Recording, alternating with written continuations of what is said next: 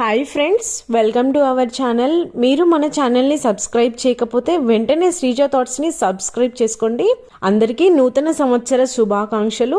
కొత్త సంవత్సరం రాబోతుంది కదా, అయితే ఈ సంవత్సరం చివరి తేదీన అనగా డిసెంబర్ 31 తేదీన రాత్రి సమయంలో ఎలాంటి పరిహారాలు పాటిస్తే రాబోయే నూతన సంవత్సరం 2025లో మీకు అదృష్టం ఐశ్వర్యం లభిస్తుందో ఈ వీడియోలో మనం తెలుసుకుందాం.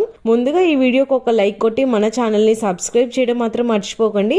ఎవరి జాతకంలో అయితే కుజబలం ఎక్కువగా ఉంటుందో అలాంటి జీవితంలో ఎలాంటి కష్టాలు ఉండవు. కాబట్టి ఈ డిసెంబర్ 31 తేదీన మంగళవారం నాడు సాయంత్రం స్నానం చేసేటప్పుడు నీటిలో కొన్ని నువ్వులు వేసుకొని స్నానం చేయండి. ఇలా చేయడం వలన ఏమవుతుందంటే మీ జాతకంలో ఉన్న కుజబలం పెరిగిపోతుంది. మీ జీవితంలో డబ్బుకు లోటు ఉండదు.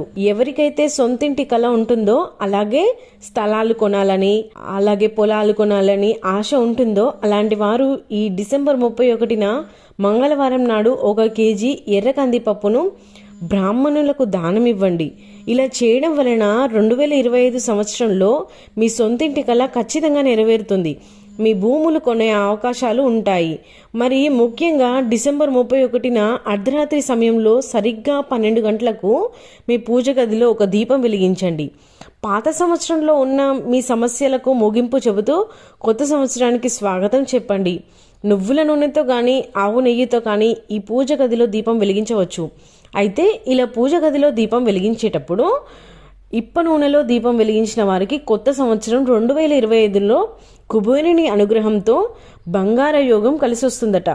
బంగారాన్ని కొనే అవకాశాలు ఎక్కువగా ఉంటాయి. అలాగే అప్పుల సమస్యలు తీరిపోవాలంటే కొబ్బరి నూనెలో దీపం వెలిగించండి. డిసెంబర్ 31న రాత్రి సమయంలో మీ పూజ గదిలో చీకటి లేకుండా దీపం వెలుగుతూ ఉండాలి. ఇలా ఉండడం ద్వారా మీ ఇంటికి లక్ష్మీదేవి వచ్చేందుకు ప్రవేశ మార్గం సులభం అవుతుంది. లక్ష్మీదేవి మీ ఇంట్లోకి సంపదను తీసుకువస్తుంది. మీ ఇంటిపై లక్ష్మీ కటాక్షం ఉంటే చాలు, మీ ఇల్లంతా అష్ట ఐశ్వర్యాలతో నిండిపోతుంది. కాబట్టి డిసెంబర్ 31న రాత్రి సమయంలో మీ పూజ గదిలో ఉన్న లక్ష్మీదేవి పటం ముందు 1 రూపాయి నాణాన్ని పెట్టి లక్ష్మీదేవికి కర్పూరంతో హారతి ఇవ్వండి. తర్వాత ఈ రూపాయి బిల్లను తీసి మీ పర్సులో కానీ బీరువాలో కానీ పెట్టుకోండి. ఇలా చేయడం ద్వారా డబ్బుకు సంబంధించిన కష్టాలు ఏర్పడవు. లక్ష్మీదేవి కటాక్షం మీ ఇంటిపై ఉంటుంది. అలాగే ఈ డిసెంబర్ 31 తేదీన ఒక గిన్నె నిండా రాళ్ల ఉప్పును తీసుకొని అందులో 2 లవంగాలను వేసి మీ ఇంట్లో ఏదైనా ఒక మూలను పెట్టండి.